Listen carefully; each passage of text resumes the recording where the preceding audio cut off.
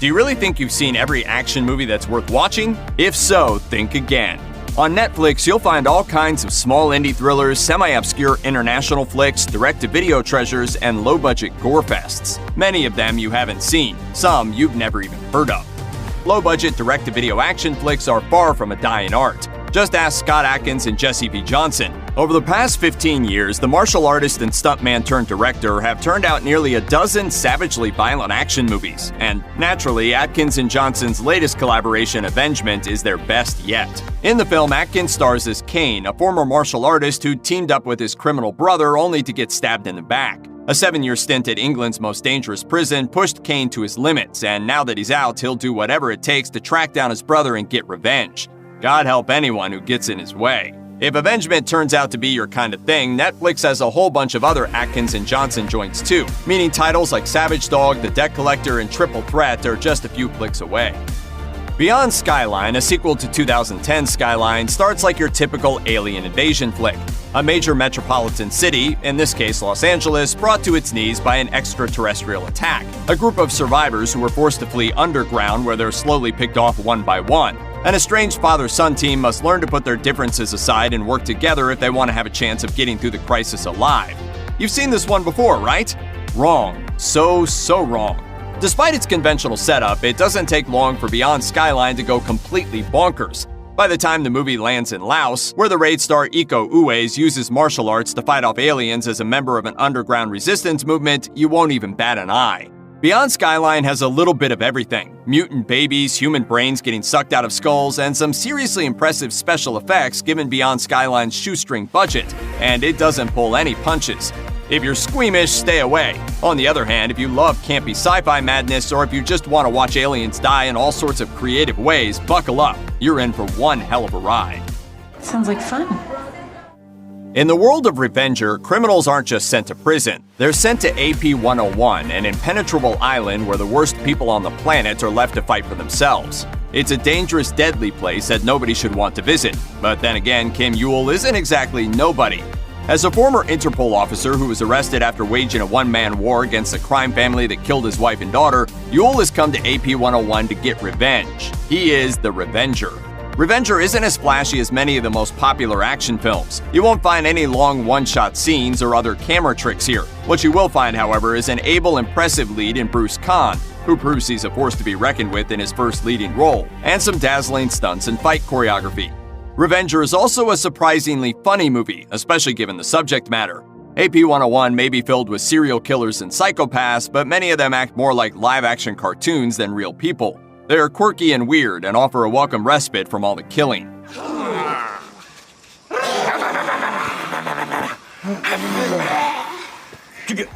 Make sure you stick around for Revenger's post-credit sequence too.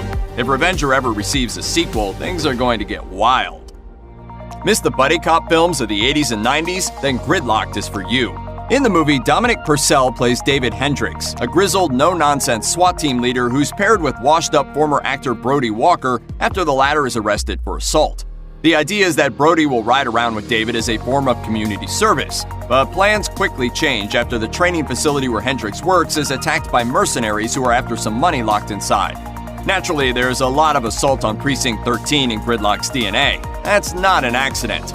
Gridlock knows exactly what kind of movie it is. You don't cast Lethal Weapon co-star Danny Glover in a movie and have him utter his signature line unless you want to remind people of the past. Gridlock never gets too cute with its references though, and when it's time for the well-choreographed action to take center stage, the nostalgia takes a back seat. Like all these types of movies, the humor is hit or miss, but that's part of the genre's charm. Gridlocked is a throwback in the best way. It's not doing anything new, but what it does very, very well. Before she was The Mandalorian's ex-rebel shock trooper Cara Dune, Gina Carano was a former MMA star looking to make a name for herself in Hollywood. With Haywire, Carano found her big break. As secret operative Mallory Kane, Carano proved that she was just as charismatic on the big screen as she was in the ring, and that her real-life ass-kicking abilities translated pretty well to believable stunt work. It helped, of course, that Carano was working with one of the most accomplished and innovative filmmakers of the modern era.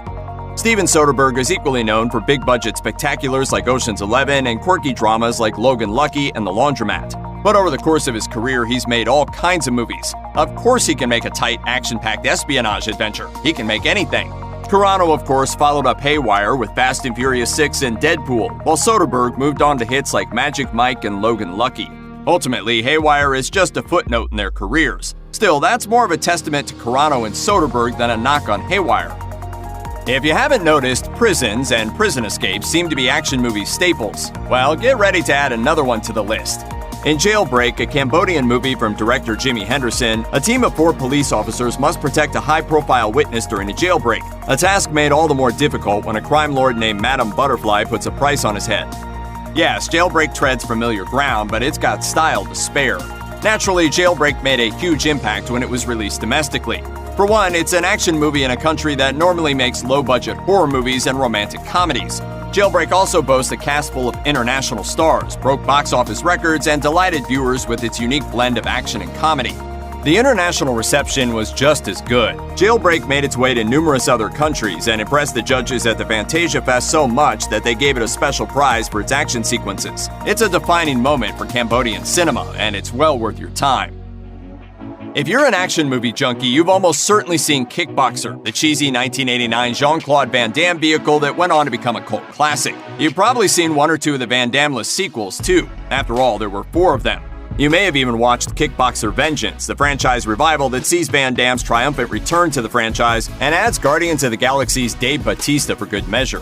But chances are you haven't seen Kickboxer Retaliation, Vengeance's 2018 sequel that is, against all odds, actually really good.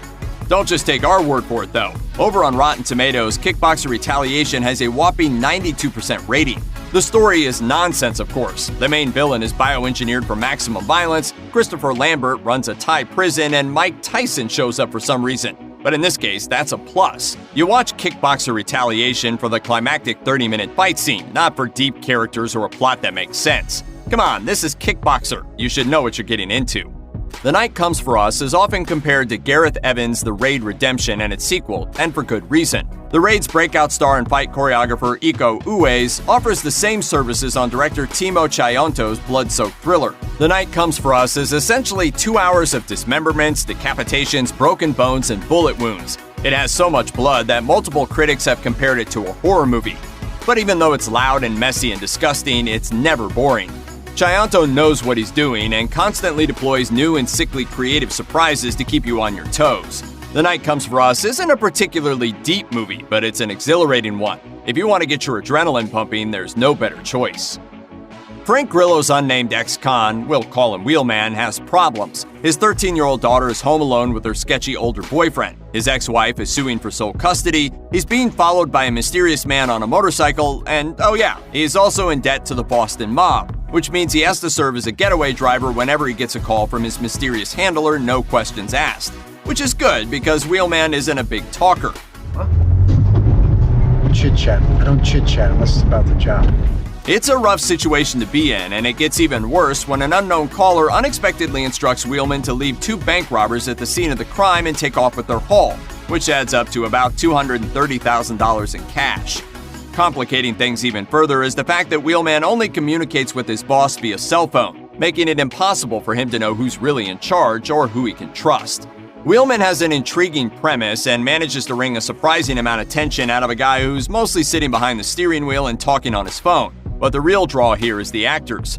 Grillo has been a reliable supporting actor for years, as have his castmates Garrett Dillahunt and Shea Wiggum. In Wheelman, all 3 performers get the opportunity to step up and shine, and all of them, especially Grillo, deliver. Come for the action, stay for the performances. You won't be disappointed. First things first, this isn't Master of the Flying Guillotine, the 1976 movie that's been called the holy grail of the Hong Kong martial arts movies of the 70s. There's nothing hidden about that gem. It's a stone-cold classic, and it's influenced everyone from Quentin Tarantino to the Wu-Tang Clan. But the Flying Guillotine came first, introducing the world to one of the most endearingly strange weapons in cinema history. The Flying Guillotine is basically a metal disc on a rope, which its wielder flings over an opponent's head and around their neck. Once the guillotine is in place, spikes protrude, cutting off the victim's head. It's bizarre and spectacularly deadly, which is why there's such a fuss when the evil emperor gets his hands on one and orders a squad of soldiers to become his own head-chopping hit squad. Unlike Master of the Flying Guillotine, the Flying Guillotine is focused just as much on palace intrigue as it is on fighting. That makes sense. See, Master of the Flying Guillotine is actually a sequel to a completely different movie. Other than the titular weapon, they have nothing in common. Still, don't count the flying guillotine out. It's basically Kung Fu Game of Thrones with a few more decapitations thrown in. Are you really gonna say no to that? Thanks